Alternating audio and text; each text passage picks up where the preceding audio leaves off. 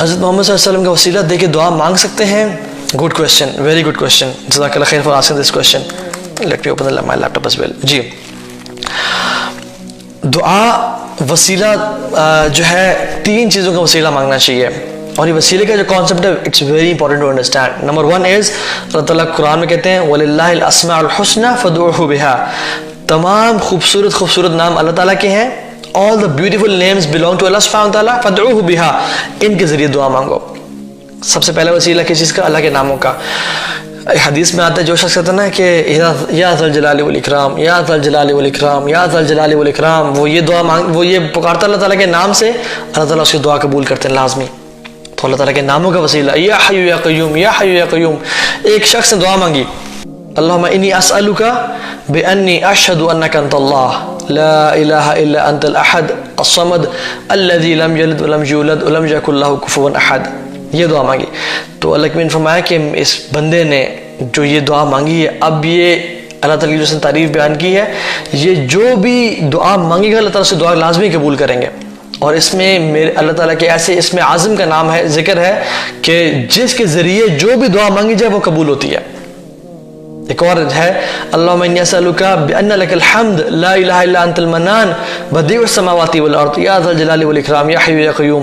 جو شخص یہ پڑھتا ہے اس کی بھی دعا لازمی قبول ہوتی ہے، کیونکہ اس میں اللہ تعالیٰ کے ناموں کا ذکر ہے، المنان کا ذکر ہے. ٹھیک ہے، تو اللہ تعالیٰ کے ناموں کے ذریعے مانگے یا ارحم الراحمین، اے رحمان الرحیم، اے غفور غفار، میری دعا قبول کر لے. ٹھیک ہے، پہلی وسیلہ. دوسری چیز کا وسیلہ اپنے نیک اعمال کا وسیلہ، اپنے نیک اعمال کا وسیلہ. وہ جو حدیث میں آتا ہے نا جس میں 3 لوگ تھے، وہ غار میں پھنس گئے، بارش ہو گئی، طوفان آیا، آگے بہت بڑا پتھر آ گیا. تو انہوں نے کیا کیا؟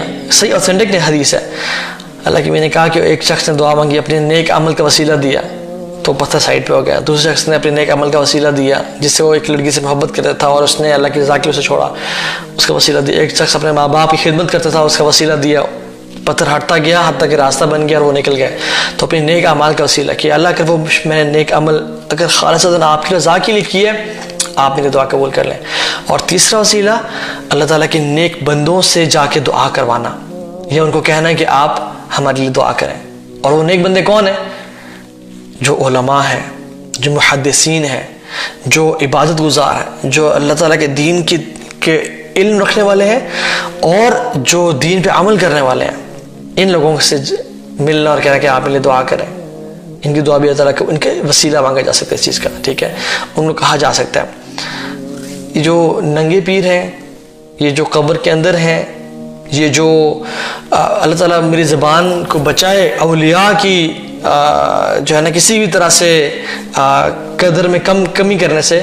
ہم اولیاء کو مانتے ہیں اور اولیاء اللہ تعالیٰ کے بڑے بڑے لوگ تھے، لیکن یہ جو چرسی شرابی اور اس طرح کے لوگ جو پیر بنے ہوئے ہیں اور جو اللہ معاف کرے جن کے درباروں پہ نشے بکھرے ہوتے ہیں، جن کے درباروں پہ میوزک ہوتا ہے اور لڑکیاں ناچ رہی ہوتی ہیں اور ڈانس کر رہی ہوتی ہیں، یہ تو اولیاء نہیں ہے، ان سے نہ مانگے.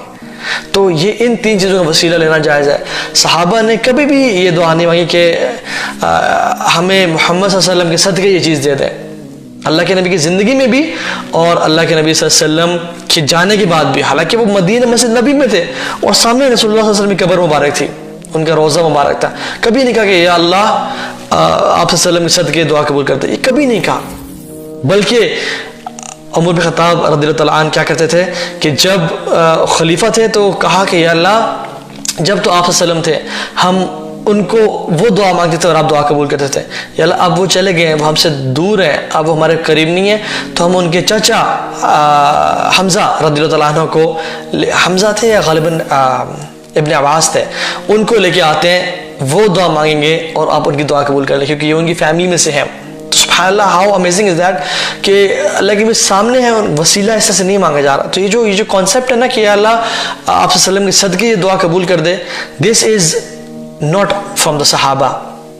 ٹھیک ہے، یہ نہ ہی اللہ کے نبی کی سنت ہے. ٹھیک ہے، جو چیزیں اللہ کے نبی نے ہمیں بتائی ہیں، قرآن نے بتائی ہیں، اس پہ کیوں نہیں عمل کرے ہم لوگ؟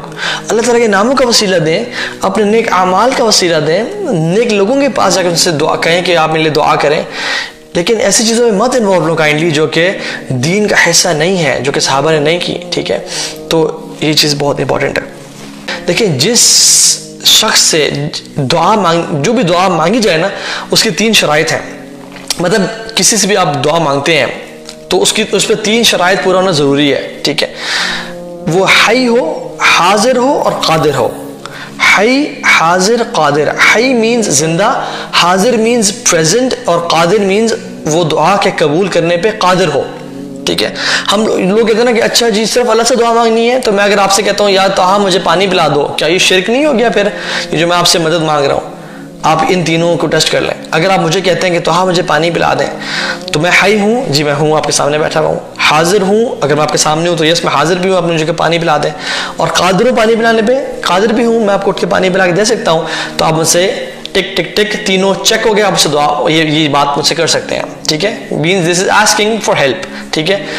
لیکن اگر آپ مجھے کہتے ہیں کہ تو ہاں جی آپ تو بڑے نیک لگتے ہیں، یہ ہے وہ، حالانکہ میں ہوں نہیں، اللہ تعالیٰ مجھے نیک بنائے، آپ ہمیں کائنڈلی اولاد دے دیں، ٹھیک ہے؟ Let us check this. کیا یہ تینوں آپشنز چیک کرتی ہیں؟